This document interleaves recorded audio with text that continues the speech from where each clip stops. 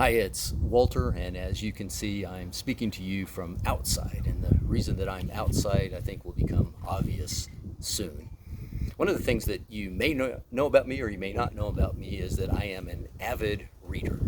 I read pretty much whenever I can, wherever I can, about whatever I can. I read fiction, I read nonfiction, I read theology. In fact, my reading oftentimes gets in the way of doing things that maybe I should be doing instead of reading. And one of the things that I found in reading is that I often find surprising insights in surprising places. For example, I've recently been reading a book about calculus. And in that book, I found a definition that really caught my attention. The book says that restoration is the reunion of broken parts. Restoration is the reunion of broken parts.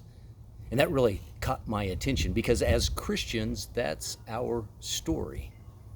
It's the story of God working to bring about restoration, working through Christ to bring about the reunion of broken parts. Let's go back to the garden. You'll remember in the garden, everything was perfect, everything was unbroken. The relationships were perfect and unbroken. The relationship between God and creation, the relationship between God and mankind, the relationship between mankind and creation, and the relationship among mankind between Adam and Eve was all perfect and unbroken. But we know what happened next. We know that sin entered the garden. We know that all of those relationships were fractured.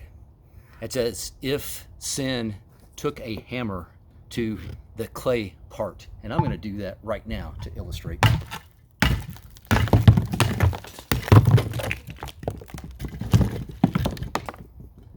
That's what happened to the relationships in the garden. No longer unbroken, but all completely broken. Broken and fractured relationships. The relationship between God and mankind, fractured. The relationship between mankind and creation, broken and fractured. And the relationship among mankind, broken and fractured.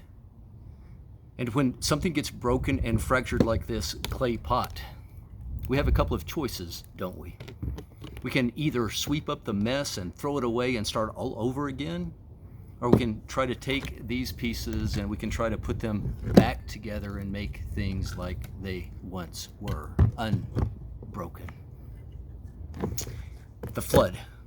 The flood was God sweeping up the mess to start over, wasn't it? And God chose to start over again with Noah.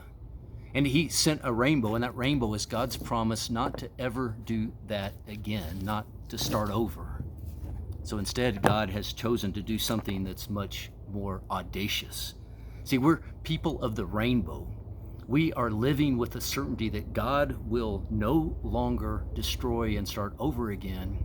Instead, God has made the audacious choice to put the broken pieces back together again, to bring about the reunion of all of these broken parts. And not only are we the people of the rainbow, we are people of the cross. See, God not only made the choice to put the broken pieces back together again, he chose to do so through the sacrifice of Jesus on the cross. We are people of the rainbow, but we're people of the cross. Paul put it this way in 2 Corinthians chapter 5, beginning in verse 17. He said, "Therefore, if anyone is in Christ, the new creation has come. The old has gone, the new is here. All this is from God, who reconciled us, who restored us, who united us to himself through Christ." God has chosen to restore the broken pieces to himself through the work of Jesus Christ on the cross. So what are we going to do with that knowledge? What are we going to do with the knowledge that God, through Jesus Christ, is working to bring about the reunion of all the broken parts? Well, we can sit passively by, can't we? We can sit passively by just waiting and expecting that to happen. Or we can just hold our ground. We can hold our ground and insist that the other broken pieces figure out a way to come to us and fit themselves around us and make things work with us. Or most destructively, we can pick up our hammers.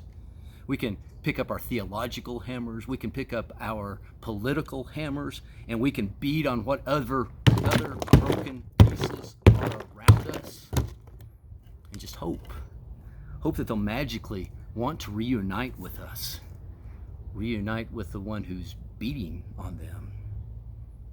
Or instead, we could choose to be true to our ministry and choose to be true to our message. Let's revisit 2 Corinthians chapter 5 and verse 17. Remember, Paul wrote, "Therefore, if anyone is in Christ, the new creation has come. The old is gone, the new is here." And all this is from God, who reconciled us, who restored us, who reunited us to himself through Christ, and gave us the ministry of reconciliation. The ministry of reconciliation, that God was reconciling the world to himself through Christ, not counting people's sins against them. And he has committed to us the message of reconciliation. We are therefore Christ's ambassadors, as though God were making his appeal through us. Because we are people of the rainbow, and because we are people of the cross, God has called us to be his people of reconciliation, to be the people of restoration, to be the people of reunification. So church, so brothers and sisters, so fellow broken pieces, let's not sit passively by waiting for others to come to us, to fit around us, to make everything work with us. And let's also set aside our hammers. Let's just lay our hammers down and instead reach out in love and compassion to all those other broken pieces who are around us. And let's work to bring about God's great reunion of broken parts. Thank you and good night.